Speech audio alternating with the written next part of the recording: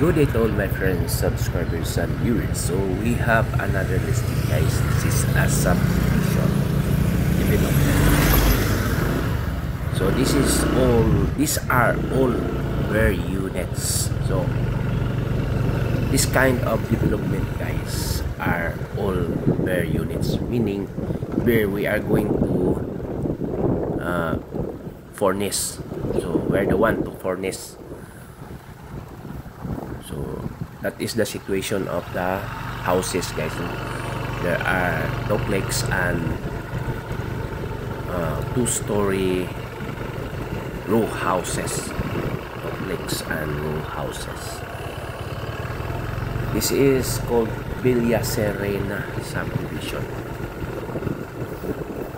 So paano siya, guys? Ini nga development kanang mura na siya. It's like a socialized housing. Like a socialized housing. This is what I live in Cebu, no, here in Liloan, Cebu. Yun ani mo sa Villa Lucila man. And this one is a very big development. Ako kaya nga development, guys. Then this are all have already owners, no. Basta mo barog na, guys, daghan na gyud ang mga tag-iya naana ni barog na, meaning it's already taken. So taken na sila tanan, guys. Then price range, no, kanang smaller, kanang duplex, the price is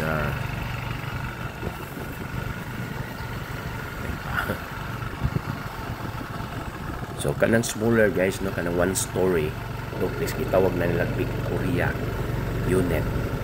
That is, the price is 2,139,000. So all are Pag-ibig financing. So kung may Pag-ibig ka, kung may Pag-ibig, makakuha ka ni, you can acquire if you have a Pag-ibig. You are a member of Pag-ibig. So usually are guys, kaya mga trabahante, mga trabahante or who works in different companies or even in the government, no. Nindot ni, this is located in Barangay San Vicente, Liloan, Cebu, northern part of Cebu province. These are, no, nindot na sila, guys, kay nakita na to. We saw that it is already buhos, kanang buhos na gyud, kanang gitawag pouring buhos na, ligo na kayo. Unlike ours before, murag kining amo kay kuan pa ni hollow blocks. Mana siya, these are all buhos. So this one is the one story duplex unit, which is 2.1 million. So ingon ani, no, open ra, ikaw na mo kuan tiles. So pwede ilisan nimo na kuan, pero livable. Sample lang ni, tiki naman ni siya. So na CR sa likod. So kita na mo kuan, guys. Ang nakanindot man god, wala sila restriction kung kining one story imo ning two story, okay ra bisan pag imong 3 story, basta ma-turnover la. Basta when it is already turnover, the company has no kuan reklamo, wala sila kuan, wala kay pirmahan nga restriction, as long as you are paid already or turnover from the Pag-ibig. So money nakanindot pud ani, guys. Then ang nakadiferensya lang yun kay sa panahon na nga daghan na bitaw ta, kailangan yun mag-organize yun mo og association diri, guys, kay mag road park mo niya ni, ang himuo namang tindahan, himuo ng kwarto, ang mga kanang naa sa front. So mao na nga mahitabo mag road parking ang kagubot na. So i-organize yun ninyo. So this one is the two story or the kuan row house. So ana ra na siya. Kanang iyang slab pwede nimo na ilisan og kuan yun kanang simento. So ana siya no. Open na pa na. Ang gibuhat na mo, what we do is we extend up to the road. Ibutangan na mo, we put a slab on the road. Then mana siya nitabo, no? So nani tiles po. You need to improve. Gamay na lay gastuhon, anam ba? Dili kayo ka makuan kay di man abrupt imong pagdibig. Ang imo lang nga you can take the unit. The price is 1,800,000 man ni gitawag og kuan kanang row house Fiesta TH townhouse lagi inner unit mo to siya 1,878,000 pesos. As mano yun kita na.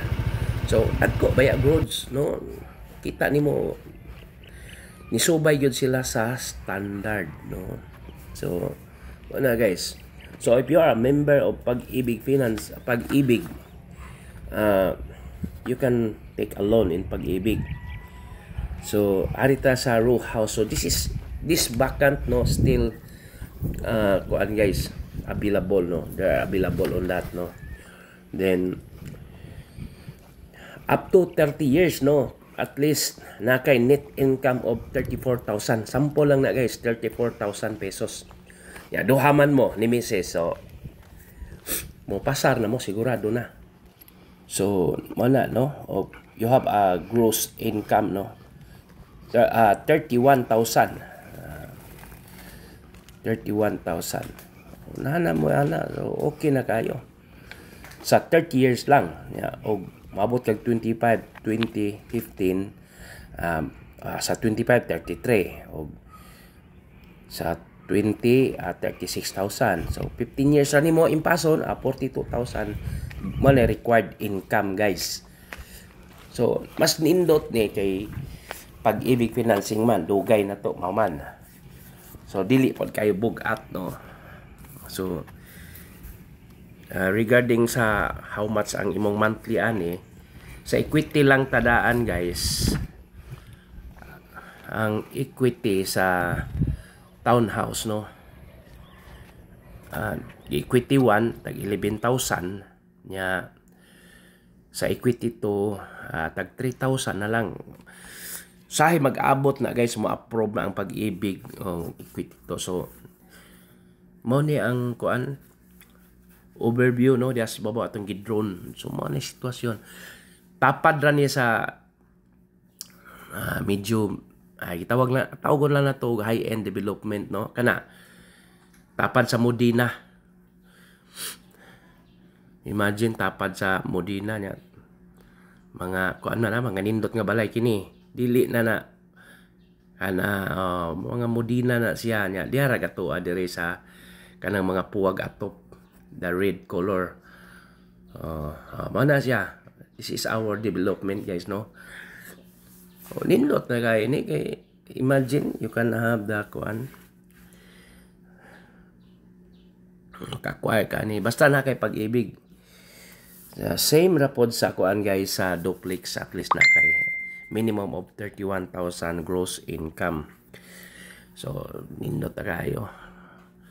Tapad ra gid sa Modena guys. Sayo na tultulo nani sa gitawag og kurba.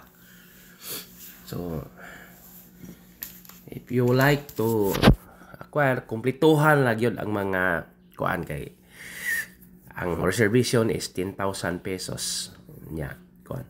So no worries no regarding the drainage system.